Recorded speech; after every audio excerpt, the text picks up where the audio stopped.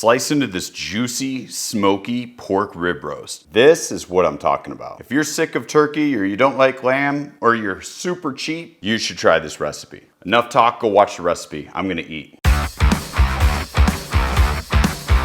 Let's start trimming the pork. I picked up this rack of pork at Costco. It's about 5.5 pounds for 17 bucks. Pretty cheap, especially for a holiday meal. Let's go ahead and trim it up.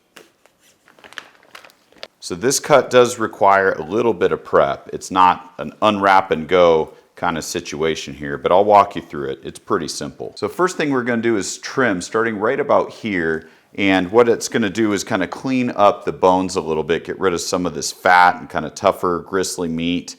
You can see that there's some excess stuff on here, so we'll just clean that up. So I'll just make a slice across all the way down to the bone. It's important to use a really, really sharp, like fillet knife or boning knife. Here we go. We'll get this off.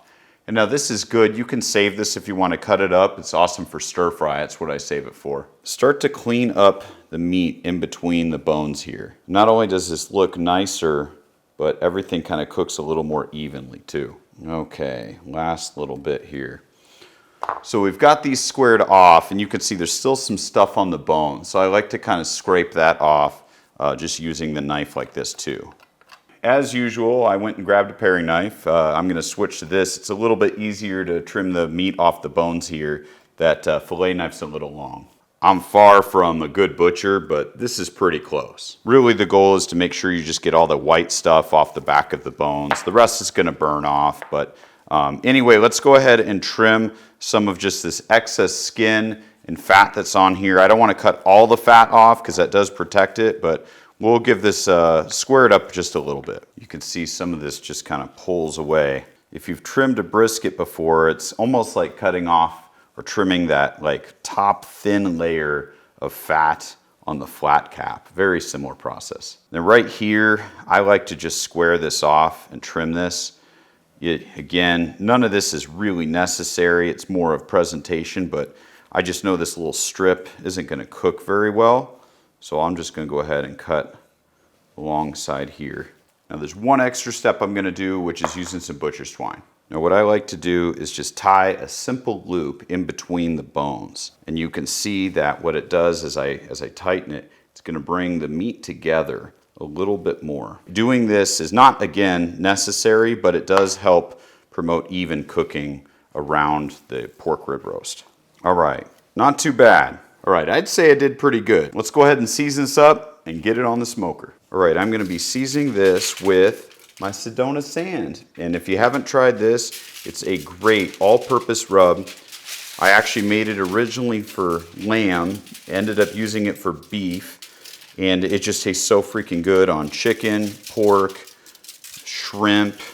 Now, if you prefer a sweeter rub, you can always add a little sugar to this. This is a sugar-free rub, but I'm gonna be making a honey chipotle glaze for this rack. So you're still gonna get a little bit of that sweet. Now you can let this sit in the fridge overnight if you want to. It'll dry brine it, give it a better crust for when you're ready to smoke, but I'm eager, so I'm gonna go heat up the smoker and then we'll get to it. All right, I got the charcoal flat top. We're gonna do offset over here, so I'm gonna throw some chunks of apple wood in here just to get some smoke, and I'm really shooting for about 250. All right, I'm gonna carefully set this over here. I'm just gonna have it bone side up, and I've got the bones facing the wood, and we'll just let this rock. So while the pork is smoking, let's make a sauce. This one's a really simple one. It's 1-to-1 chipotles and honey. I learned this actually from Rick Bayless. He had a great video on it a while back, and I've been using it since. So right here, I'm using about 3/4 of a cup, not quite a full cup, and I'm just gonna eyeball it. I'm gonna add maybe a little extra honey on accident, which isn't a bad thing because this sauce is freaking spicy. And we're just gonna blend this up and then use this as a baste for the pork. And this time I made sure to turn the blender off before plugging it in. And if you guys think that it's too thick, you can add a little bit of water. Don't add vinegar. It will make all of the honey kind of clump together. Let's get this out here.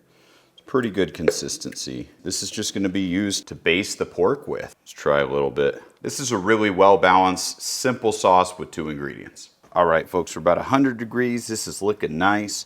I don't want this side to dry out, so I am going to spray it. Just got a little bit of apple cider vinegar and some water.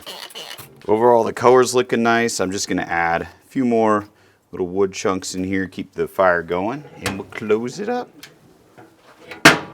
All right, the pork's almost done, so I'm going to go ahead and glaze it and then move it over the coals. We'll give it a nice little sear and make this sauce nice and sticky.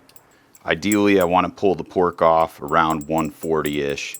I don't want it to go too much higher. Just get the bottom under here. All right, let's pull this over the coals there. Sorry, it was kind of loud. And we'll get this right over the heat. Look at that ruby red color. This is going to be a dream. All right, let's get this off. Doesn't that look amazing? This has been resting for a few minutes now, and I'm super eager to cut in. So let's go ahead and do that. I'm going to cut right in the middle. All right, here we go. Let's look at that. Oh my gosh, that looks so juicy. It's just perfect. Okay, let's get these sliced. Oh my gosh, that's perfect. Still just the tiniest bit pink.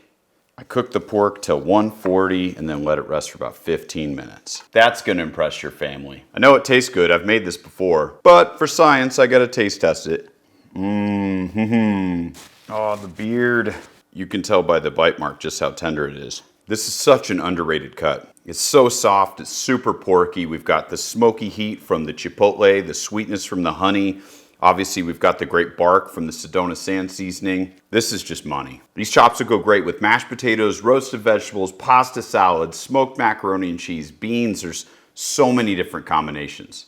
Drop a comment below if you've got any questions. If you like this recipe, want to see more, don't forget to subscribe. I'll be here. See you guys next time. Cheers.